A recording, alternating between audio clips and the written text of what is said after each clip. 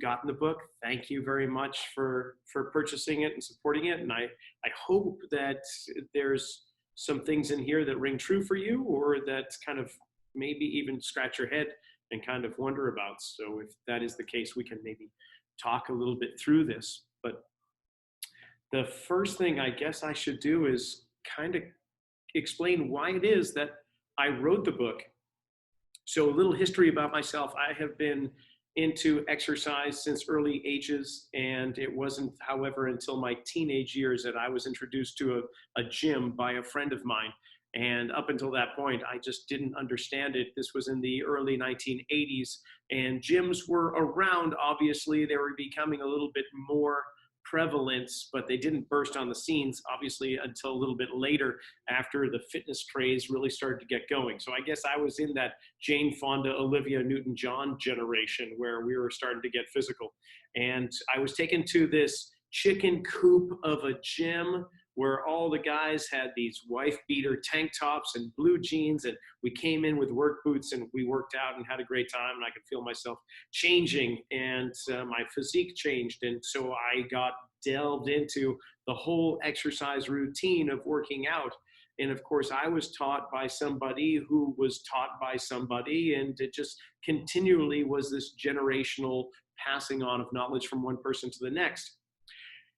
And now as I look back, I realize that a lot of the information that I could have found wasn't available at the time, or at least readily available. It was more about bodybuilding and hitting the gym for the sake of two primary roles, goals. One was to increase the size of the muscles of the body, and the other was merely for aesthetic purposes. So how lean and defined could a body be? Because 1977, pumping iron came into place. And of course, Jim Fixx the same year had his the Book of Running. And so with that, we had a lot of, aside from the running craze, a lot of bodybuilding programs out there. In fact, today we still see the same thing. There's oftentimes where people will come in, they'll share a program that they had been doing, or some other trainer perhaps had given to them. And it is what we would consider a breakdown program, where on one day we're going to focus on these main muscle groups: the chest, the shoulders, the triceps. The next day, you're going to come back and you're going to work on the back muscles in your biceps and forearms. And then another day, you're going to work on your legs and abdominals. Typical bodybuilding routine. And you do that every day with a one-day break, most likely. And it was great for me in my 20s, in my indestructible youth.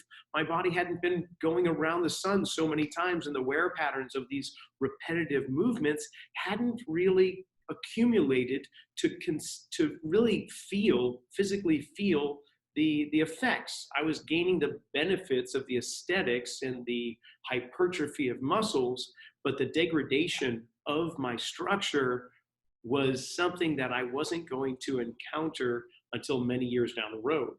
So we see the typical conventional program and training as one that is all about volume. How many sets and how many repetitions should you do of the same typical movement over and over and over?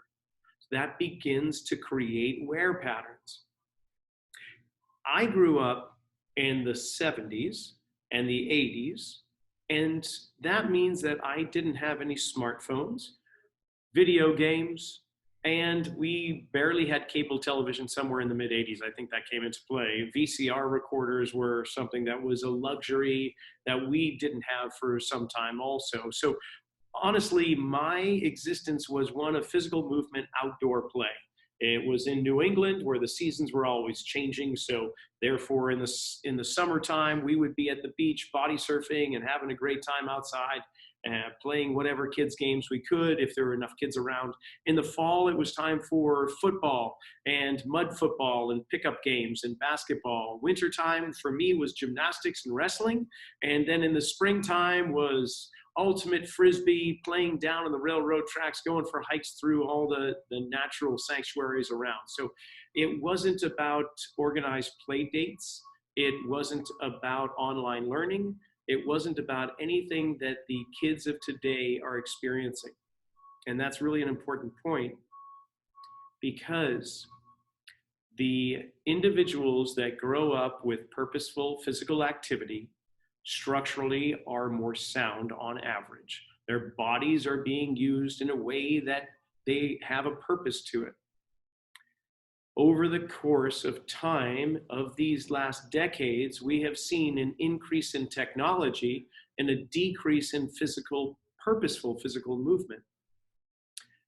Also combined with that is we've seen a heightened level of intensity for the average exercise programs that you will see in the big box gyms and the small boutique gyms, where exercise has now been turned into a competition.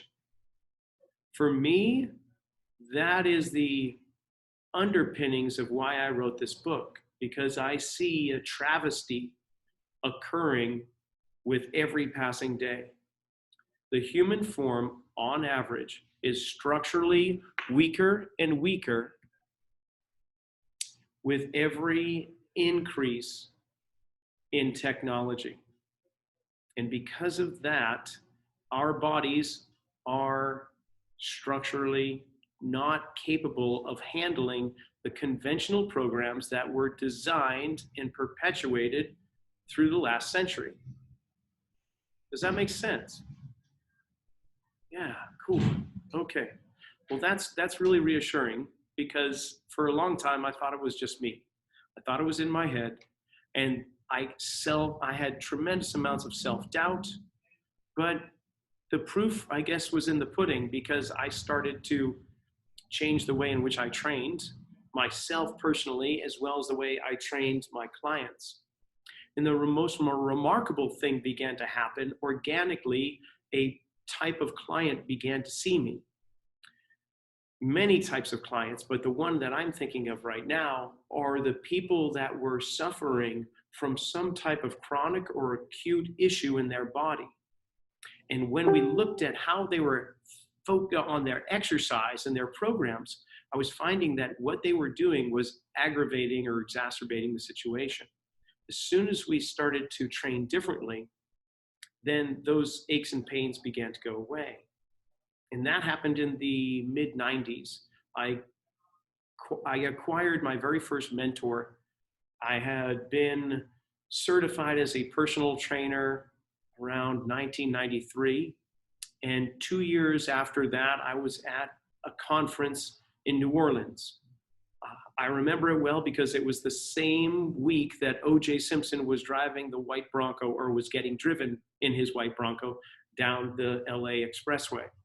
And I recall just watching it on the news in New Orleans as I was heading to the conference. And in that conference, I came upon this fellow that was talking about muscular balance and function development. And it seemed a little bit far-fetched, but my roommate that traveled with me at the time, she wanted to go, and so I just tagged along. And I'm so glad I did, because instead of talking about 101 uses for bench press, or the variations of a barbell curl, or how the proper spine angle should occur during a clean and jerk, which was the typical lecture subjects of the time, he was talking about something else. And that was the importance of a balance of tension through the muscles of the body to maintain proper joint spacing and proper structural alignment, so that any particular movement would be done with the most efficiency and executed with the proper action. This would reduce any kind of aggravation to the system and allow the body to function at its optimal best. So that really kind of blew me away. I realized that the way I was training was the antithesis of that. The bodybuilding programs were all about isolating a muscle and developing tension and size in that area, trying to achieve symmetry, but only aesthetic symmetry, not actually functional symmetry. So we took him on as our mentor, or he took us on as his students, proteges, however you'd like to frame it. And for the next 4 years, he traveled from San Diego up to Central Coast, California, where we are, and would stay with us for a weekend or a week and just teach us all about really assessing a person's posture and really looking at all three dimensions. Oh, his name, Jeff Gluckman. And Jeff was part of the Egoscue method, which I'm sure many people are familiar with. And Jeff was I think he was the manager or director of Pete Egoscue's clinic in San Diego before he branched off and started to take that information and kind of twist it in different ways and tweak it here and there. So it was much more individualized rather than categorized, which at that time in the early 90s, Egoscue's method was you're either in the A, B, C, or D category. You got it. And I think Pete's got an amazing following, an amazing approach, and there's nothing to take away from his approach at all. It just so happened that for me, I came into contact with Jeff, and he was amazing. We began to not only assess the person's posture, but find out where it deviates from which of the three dimensions of space. And in our field, we call that planes of motion. The one that goes forward and backward, we call sagittal plane. It divides us from left to right. There's another plane that divides us from front to back. And if we move along that plane, it's frontal. And then there's another plane like the waistband that cuts us from top to bottom. When we move along that plane, it's rotation, known as transverse. And so what he was teaching me at the time was wherever you deviate from a plane of motion, doing movements along that plane will help bring about a little restoration. So that was remarkable. I started to incorporate that into the programs I was doing with my clients, and lo and behold, it was amazing results. People with elbow, neck, back pain were starting to do these movements and they weren't feeling it. Like immediately there was a result. It wasn't do this for 3 weeks, come back and let's see how this is going. Many people were just encountering that doing this particular movement, oh my gosh, you did something on my shoulder and now my elbow pain is gone. That really was just remarkable. I started working with a chiropractor in town. He hired me to come on as his exercise specialist. And so he would be funneling his patients every 30 minutes into my little room, which was a converted massage room. And I had a ball and a couple of blocks and bands and so on. And I would get about 5 minutes to get an idea of what the person's posture is. I'd get another 20 minutes to try and put them through a little program of 4 or 5 exercises. And then I get another 5 minutes to write up the notes before the next person rolled in. It was speed at the best. So I began to learn a whole bunch, not only from this chiropractor, which we still are really, I would say he's another mentor of mine because he deals with the neurological components of really understanding the different areas of the brain as it relates to a person's function, movement, framework, systems of the body. Chiropractic neurology was just something that later on spurred me on. So I learned that, and then I got into Gary Gray and the Gray Institute, where he was more about three-dimensional movement and taking simple movements that were traditional or conventional in the gym and starting to explore how we can tweak those. I thought this was great. He started to talk about the gait pattern and how when the heel strikes the ground, what the foot should do and the knee and so on. And that was a point that I hadn't really considered because I was just dealing with the hips, the shoulders, the spine, and the head, and the knees, but not so much the feet. And then with Gary Gray, I studied with him for some time, got certified, and then lo and behold, I come upon a Facebook post of a colleague of mine who put this excerpt up on his page. And it was from this book called What the Foot. And so What the Foot, if you're not familiar with it, it was mind-blowing. It was just unbelievable. It was filling in so many questions, answering questions and filling in the gaps for me. And so I read the excerpt and I immediately hunted down the book and sent away to London for it. And it arrives on my doorstep. I think it was December of 2013. And I start reading through it. And there's this little insert inside the pages from the author, Gary Ward. And Gary writes a handwritten thank you for purchasing this book. If you're interested in more information, perhaps you might want to attend one of our courses. And I thought, oh yeah, I would love to go to Europe. That sounds wonderful. For a New Englander who has just expanded his horizons by moving outside New England for the first time in my life, I couldn't even fathom going over to Europe.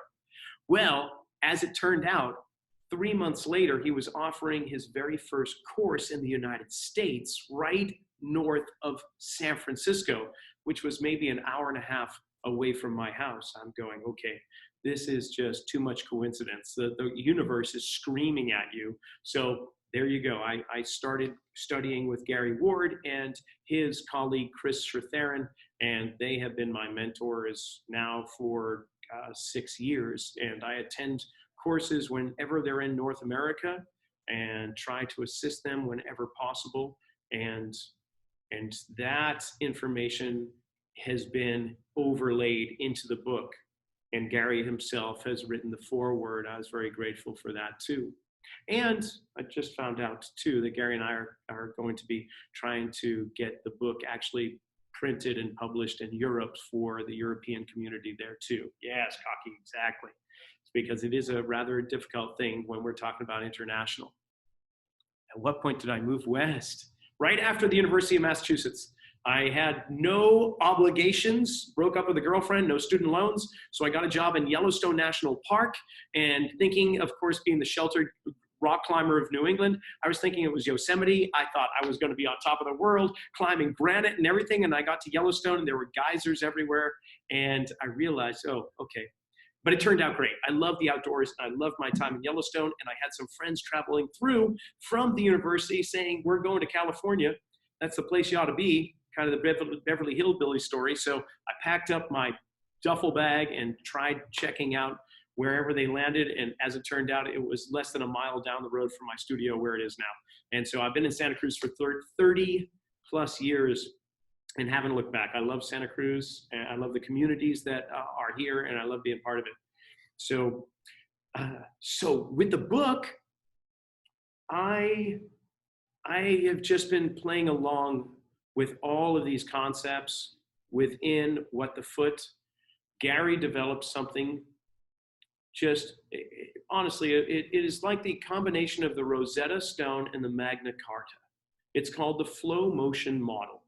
And it's really a spreadsheet. It's a chart, and it shows every major stage or phase in the human gait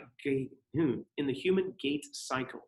So when the heel strikes the ground, as it gets weight onto it, as it lifts off the floor, as it swings through, and as that heel touches the ground again, that is one full gait cycle. And what he did was he took every major articulation and minor joint of the body, and he figured out what every joint does in every one of those phases. And not only that, he's working on also what it's doing in between the major phases. So he is going deeper and deeper into understanding human movement, which is exactly what we need when we're putting together training and conditioning programs for a human body. That is the main point there. Up until this point, we have been developing and designing exercise programs, training, conditioning at the Olympic professional level as well as the home-based gyms, based on three main competitions.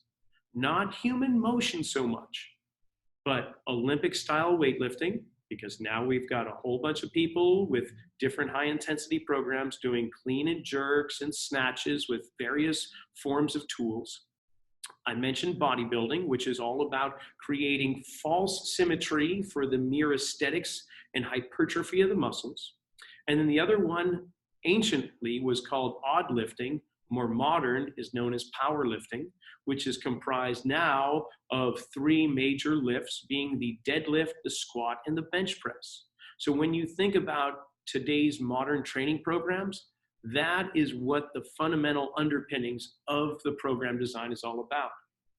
It is not about how the body moves through space as we walk. It is not about how the body is aligned with its posture. It's not about how we manage the mass of our body on a regular basis.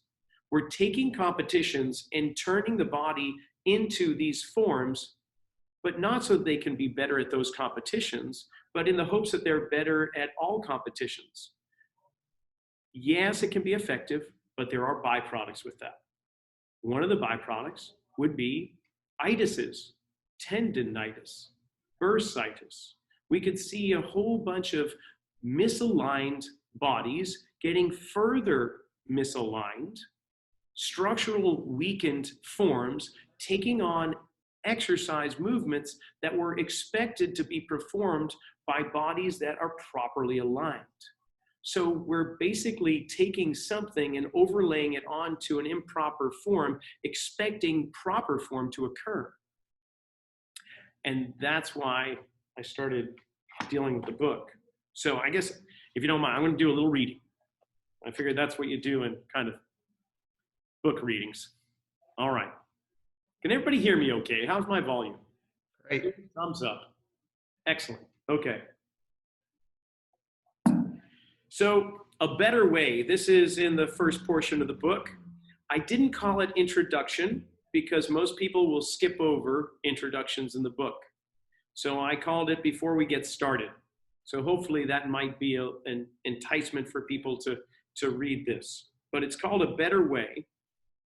The trainings we design in my studio, and which are described in this book, are dictated by the quality of a person's posture and gait motions, not on if they can step over a rubber band, balance on a plank, or how much they can bench press.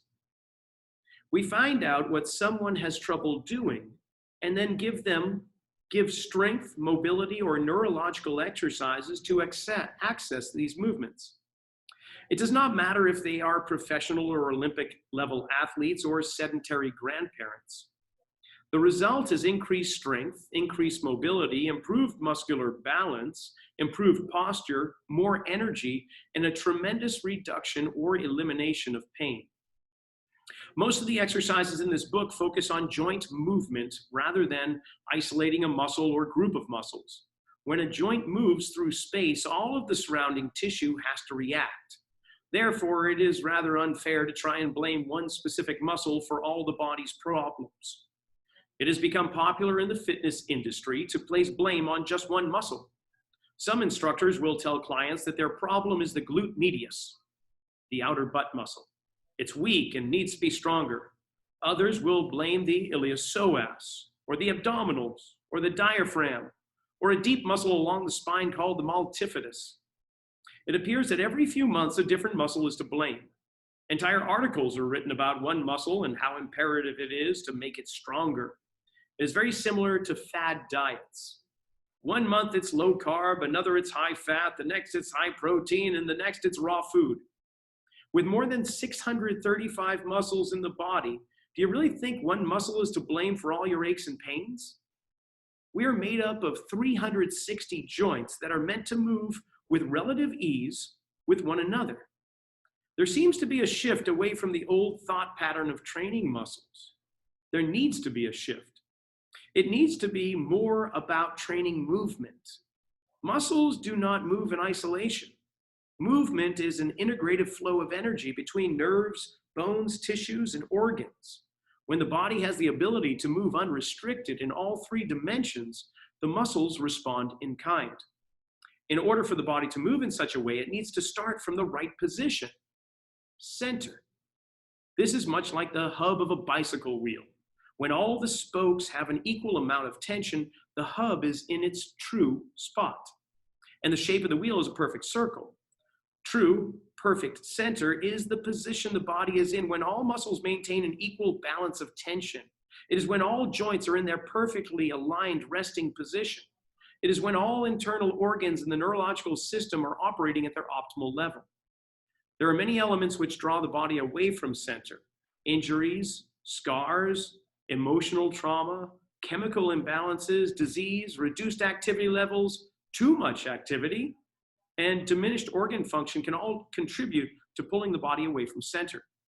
The further the body travels away from true center, the weaker it becomes, the more diminished its potential.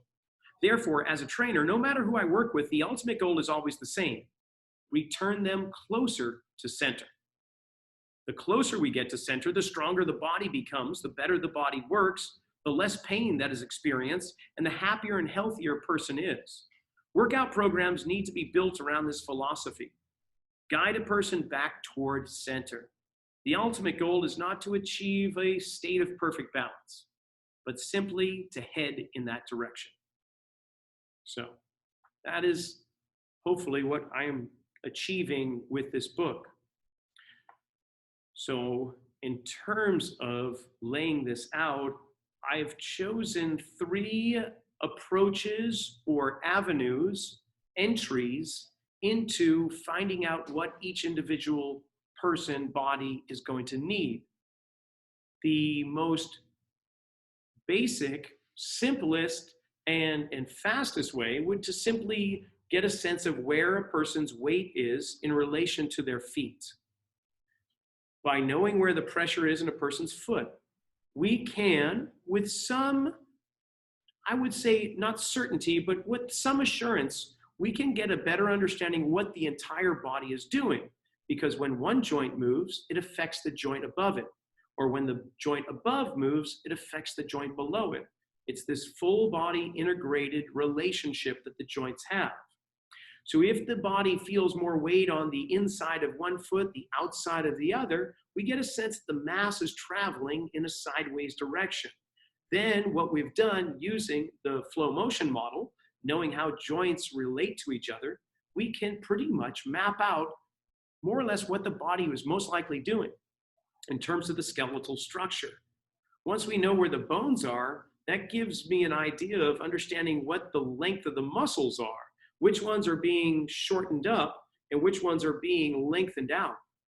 And then therefore, we can start to get a better sense of, okay, in regards to foam rolling, if you use the foam roller, there is a point in the book, just simply enough, where there's like a map with these foot pressures, wherever the arrow is tending to travel, where your mass is going, there's a list of soft tissue or muscles that you may want to explore. We find most of the time that people get the best results by rolling out the muscles that are shortened. So there's a chart that has all the shortened muscles being pointed to. But it's not always that way. I would say 80% of the people really receive benefit from rolling out the shortened muscles. But there's always those that are the outliers, the 20%. And those are the people that may respond better to rolling out the muscles that are lengthened. So there's a chart on the other side where it shows the lengthened tissue and depending upon where the arrow points in regards to the feet. So that's just one element. Now we can take that information of foot pressure and understanding where the structure is and overlay it into what joints of the body may benefit from a little bit more mobility, or what areas of the body may benefit a little bit more. Sang loves the chart. Thank you very much.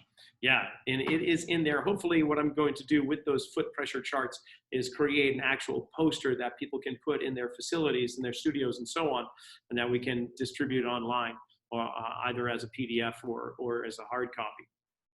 So knowing where the foot pressure is, not only can we start to figure out what tissue to roll out, we can start to get an understanding of what areas might need more movement to experience, and maybe for the first time in a long time, because there's going to be certain joints that are taking on more load.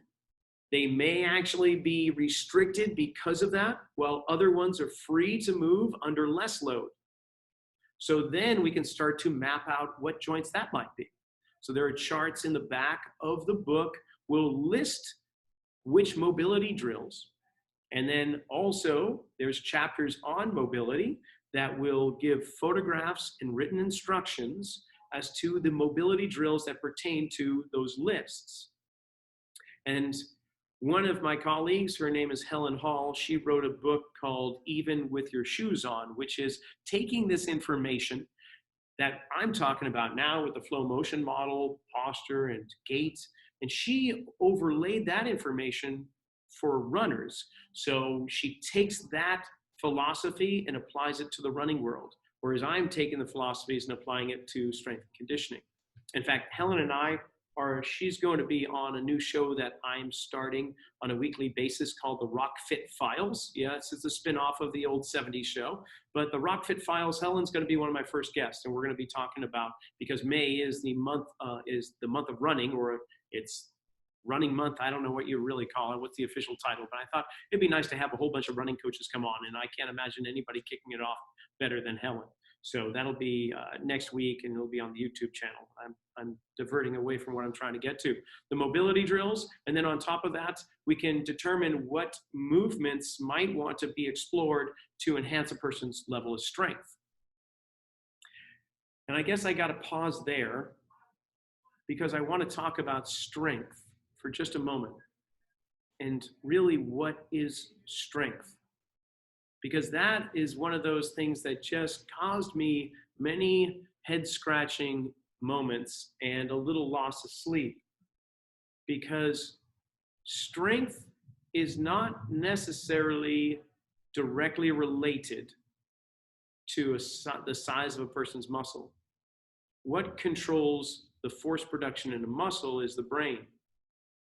And the brain will regulate the amount of force a muscle can produce based on what the brain is interpreting in that moment.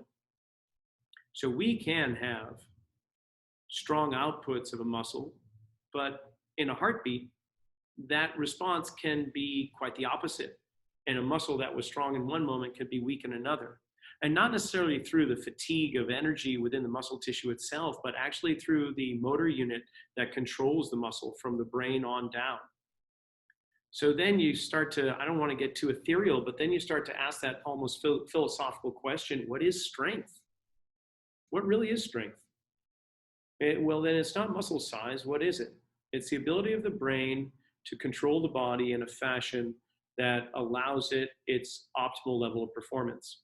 So we, as a society, have been training strength by the overload principle. Just throw more weight on it, the muscles will respond in kind, get bigger, and then we'll just almost like a shotgun blast, no matter what, the bigger the muscle, typically the more force it can produce. But is it the right way of training strength into the body? In today's world, with structural integration being at an all-time low, and the average American, and for that matter, the average European, which is a little bit higher level of structural integrity because they don't have as much means of mass transportation like we do in terms of cars. There is transportation, obviously, but the average European walks a heck of a lot more than the average American. And just the simple task of walking, if we did the numbers, the average American walks 5,000 steps a day. The average European, 10 to 15,000 or more.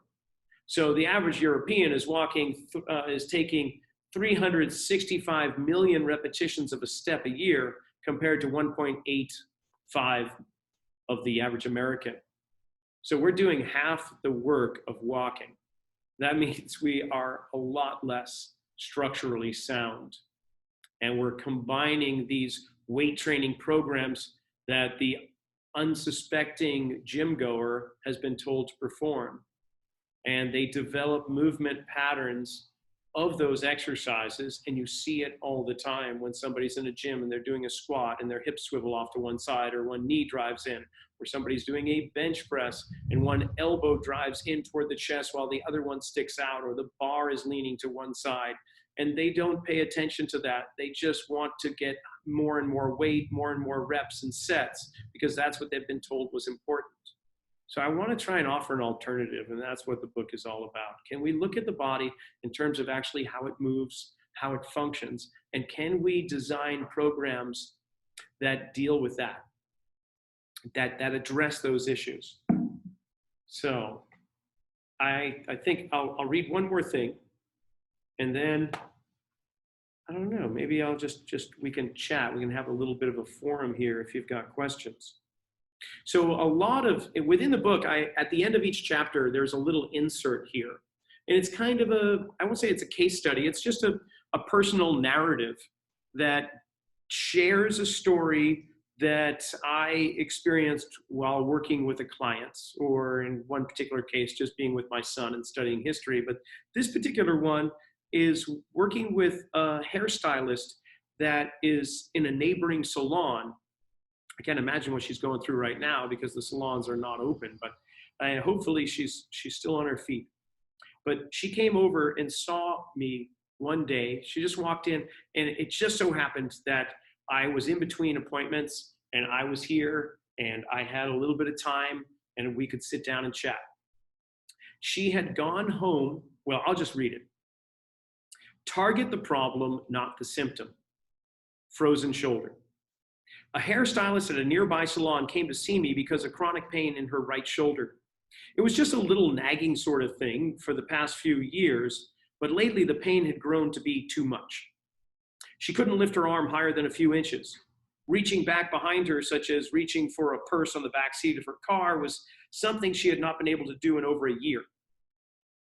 She had to go home early from work the day before because of the pain. This was serious because it involved her livelihood. If she could not lift her arms to cut hair, she was out of income and out of business. She had tried a few things like muscle rubs and massage, but those only gave her temporary relief. She shared her history of injuries with me. She had broken her right wrist in high school. That had been placed in a cast. She also fractured the big toe of her left foot 10 years earlier. That had required surgery and metal pins. She explained that her left sacroiliac joint felt jammed and that she had gone through a hysterectomy of a couple of years ago. One or more of these experiences could very well have contributed to her shoulder pain. If her broken wrist did not have its proper range of motion restored, it may have asked others to work harder, other areas to work harder, and over time could have made another area irritated or inflamed. The hysterectomy left a small scar, and even though it was fully healed without any complications, it could still have affected her structure. Her body could have been imperceptibly pulled toward the scar as a way of protecting itself, and that could have placed her shoulder in a compromised position for repetitive motions of cutting hair. But as it turned out, the trouble seemed to have originated from the broken toe of her left foot. As we directed our attention to her foot, she remembered something important, as it often occurs when discarded areas of the body begin to move again. She explained that after her foot surgery, she had suffered a fall and dislodged the metal pins through the sole of her foot. The pins pierced the skin through the bottom of her foot. That was pretty significant information. As a result, the pins were fully removed. In general, the fewer metal pins in the body, the better. But she was unknowingly not willing to fully place weight on that forefoot. Chances are nobody would want to put or would want to step on a place where the last time you did, metal pins came shooting out. We then noticed that she couldn't lift her big toe off the floor. Couldn't just lift it up with her foot on the floor. Chances are, that may not seem to be a big deal, but if she could not lift her big toe, then she would be unable to properly supinate, create an arch in that foot. Now, without proper supination, she would struggle to create the proper chain reaction of joint and muscle movements above. She would struggle to extend her left knee or rotate her pelvis left, which would unlock the jammed sacroiliac joint. If the hips had difficulty rotating left, then her ribs might have trouble rotating right. And when the ribs rotate right, it allows the shoulder to retract, depress, rotate, and open up. We found that placing a small foam wedge under her big toe on the left foot, which gave her forefoot something to place weight upon, well, her right arm range of motion improved significantly. She was pretty blown away. This showed that the connection between the left foot and the right shoulder function was worth exploring. We went through 2 exercises that explored integrative, full-body, gait-specific motion. When she relearned how to transfer weight onto her left foot, she was able to experience her ribs rotating, opposing her hips. And that's when things really began to happen. What is interesting is that we did not focus on her shoulder. We just left it relaxed through the exercises. After these moments, she walked around. Then we rechecked her shoulder pain and her arm's range of motion. Her jaw dropped and her eyes went wide as she went through a full range of motion with no pain. For the first time in a year, she could reach back behind her without pain. This all took a grand total of 20 minutes. The problem was not her shoulder, but how her whole body was off-center and had organized compensatory movement. We then selected several strength training movements to build upon the weak areas and a few mobility drills to open up the restricted regions. Since then, she has not had the debilitating shoulder pain return, but by bringing her structure back to center, pain disappeared and function was restored.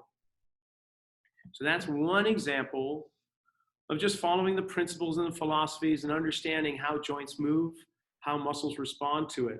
And if we can understand that, then we can use this as a roadmap. That's what I mean by the Rosetta Stone and the Magna Carta, the flow motion model that I have been taught and that has been pretty much ingrained into my physical being, because I check in with how my body moves, but also my mental state, because I had to study it. We did what was called a 100-day challenge, and you had to fill out this grid of about 400 different joint motions over the course of a day for 100 days in a row. And it started with it took me about 45 minutes to an hour on the first attempt, and by the end, it had become such a rote pattern that I could start filling it in different directions, taking one joint all the way across or doing all phases, till it was really just, now it's really ingrained in my system.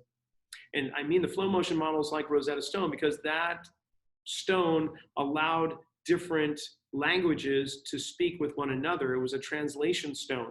And so with different modalities of physical therapy, chiropractic, massage, rolfing, acupuncture, movement, it is something that transcends all those. It can relate to every single approach and allow those languages to interrelate with each other. And the Magna Carta, well, that was the basic fundamental rules of government. And so this gives us a toolbox in which we can put all our tools and figure out a way to govern them all based on human movement. So it only made sense to try and take these concepts and philosophies and overlay it into the strength conditioning world. And the nice thing is, it's been received quite well.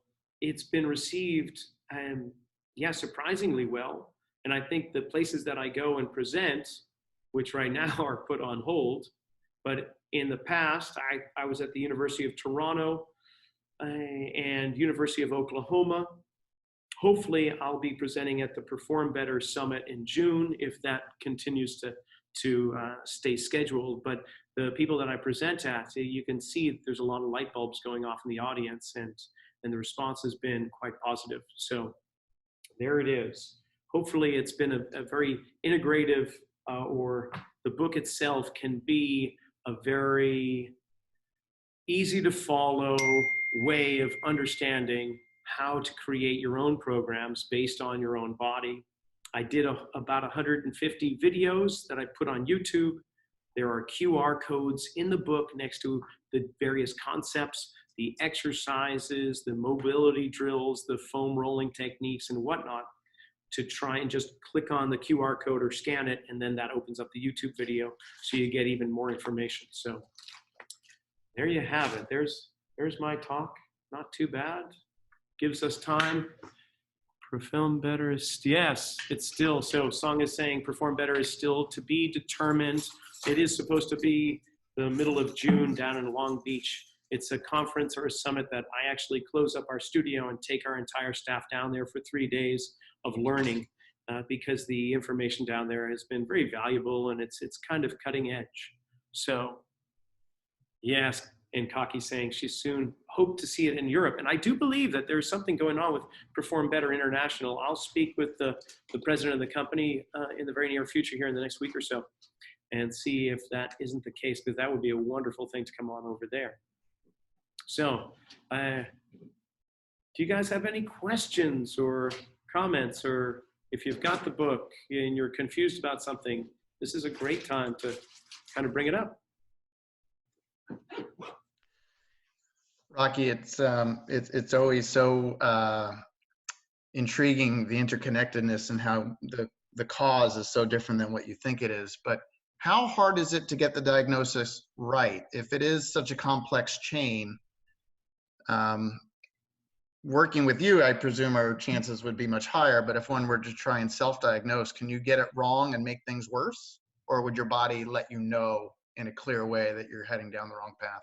No, that's a great question. I must put a disclaimer out that in my situation, in my role in life, I do not do therapy, and I'm not a physical therapist. So therefore, that's out of the question. And being a strength coach, it's beyond my scope of practice to diagnose. But I get your question. I'm going to try and answer it the best I can.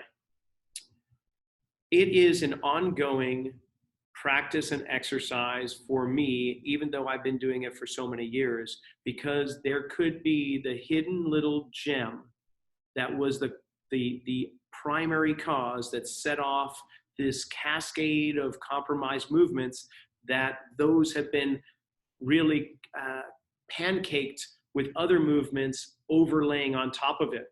So we can start to not use the onion analogy, but we can start to peel back these different issues to try and get to the root cause. And in some cases, like the hairstylist, I was just fortunate enough to get to the root cause right away in a very short amount of time. It doesn't always happen that way. There's times where I just don't see it. And so I've just got to kind of clear my head and say, okay, what is it that the body is capable of? What are they missing? Can I give them and feed them or guide them into a movement that will give them a new experience based on what is missing in their movements? Will that help?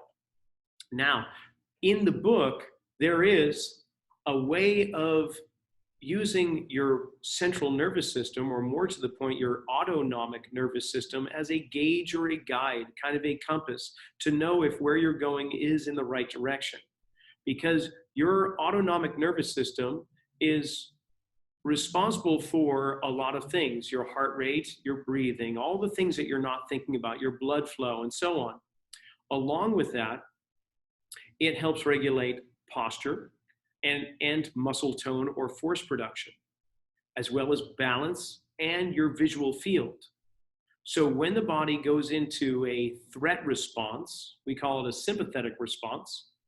Now, if it goes overly above a certain barrier, then the body will begin to diminish in regards to what I just listed. Like your visual field will constrict. So your periphery will not be as wide when you're in a threat situation. We get tunnel visioned. We're only focusing on the threat that's immediately in front of us. So if I were to do a movement, I could actually assess my peripheral field, and this is in the book, it gives you a little idea, where you can just feel where your peripheral field is while staring forward, and then you do a movement, an exercise, and then you reassess. Am I able to expand where I see my fingers now, or is it constricting? If it's constricting, something about that movement wasn't quite right. I wasn't actually executing it well. I was doing too much of it. Something, maybe my posture position, something wasn't quite right. So I typically tell people to look for the big payoffs, the buckets that are really giving you the positive response. In regards to another way of doing it with single leg balance, or finding out what your quality of balance is like. So you could do a single leg stance, find out how well you balance, do a movement, do a drill, an exercise, come back and check in your single leg balance. Are you more stable? Are you more grounded? If it is, if your balance is improving, those are the ones for you. If you now are wobbling all over the place, you're in a threat response. That movement was not, for right now, considered the one that I would say to focus on. It doesn't mean that it was a bad exercise. It probably means that there's some room for exploring there, that you want to find out, okay, why did I get such a threat response from there? Can I start to explore a little bit of that? And does that give me a positive response in the future? And then there's strength tests and range of motion tests. So my body will, when we stress out, we get tighter. And it isn't just this black or white, it's a spectrum. So the range of motion in your shoulder may improve even if you were to do, say, an exercise where you think that would tighten it up. If the body really needed that movement, a strength exercise, you might find that, wow, that actually increased my range of motion. That's what I'm going to work with. So you can do this on your own, and you can use your autonomic nervous system as a way of figuring out if that was really a beneficial movement for you. And just the fact of just the action of walking, you can start to feel how your walking gait pattern is being affected by the movements that you do in your workout. So if you, say, were to do a simple push-up and you were walking around and now your hips feel more open, oh, well, maybe the fluid movement of your hips just needed a little bit more structural integrity that a push-up gave you. It's just one example. Song, Cocky, anything from you too? All right. Well, Thank you guys so much. I hope that our paths cross. It is all about tensegrity. Yes, tensegrity. Okay. Shall we talk about tensegrity real quick? So it it is it's often coined by it's often attributed to Buckminster Fuller, who was the architect. But in truth, if you really want to geek out on trivia, it was somebody else that actually coined the phrase tensegrity. But for whatever reason, he's piggybacked on. There's this tensegrity model, which are these wooden dowels which are attached to rubber or elastic bands. And when you move one dowel, the whole shape changes, which is in essence what we're really talking about with the human frame. So you cannot affect one area without affecting the entire system. Even as simple as the little toe. If the little toe were to change its position, it would have an entire reaction, or the body would have an entire reaction to that. And maybe it's imperceptible, but other times it's not. There's a certain amount of movement that every joint should have when we move through space. Where one area is reducing its ability to move, somewhere else must increase its ability to move. And that's that whole compensatory patterns, how we compensate, and so on. So really, it's just looking for what's missing. Where is there no movement or less movement? Where is there too much? Can we reduce where there's too much? Like in a person that is quote unquote double jointed or hypermobile. We get that quite a bit. Oh, I'm hypermobile. I can touch my nose down to my toes when I reach for the floor. Well, that's great. You're really mobile in one joint, but I bet there's somewhere else that is on lockdown because of the fact that you're moving so much through there, or vice versa. So tensegrity, yes. I love that. They're the biotensegrity. Are you familiar with that book, Kaki? Biotensegrity. It's pretty deep. It's something that I take in short little doses, but it's got a lot of great information. And hypermobility, yeah, definitely another type of compensation. So it's a fun exploration. That's how I look at this whole journey. Is I'm completely amazed by the human form, what it is capable of, and we can assign levels of functionality. There's the word dysfunction, which is kind of frowned upon to use in my circle of colleagues, because even with a joint that isn't doing what it should, it doesn't mean it's dysfunctional. It means it's doing the best it can in the position that it's in, and it is functioning.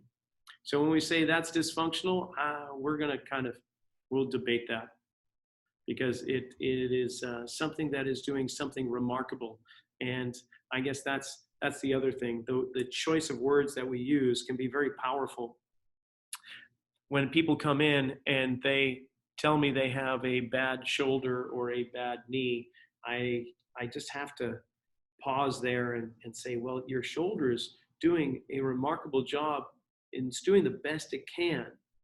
It's not like it's leaving your body and going traipsing out with the boys late at night only to not be found forever. You know, it's a different situation.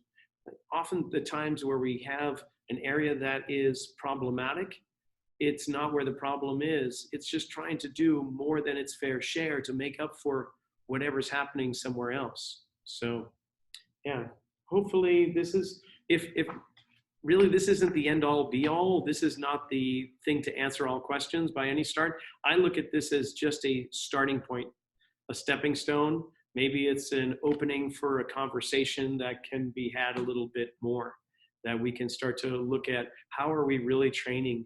Can we get away from the Western have to have more, bigger, better, faster when it comes to exercise at the cost of sacrificing our well-being and our health and our livelihoods? So if you have questions moving through the book, please reach out to me, email me, or just give me a ring and we can chat through it, because I love talking shop.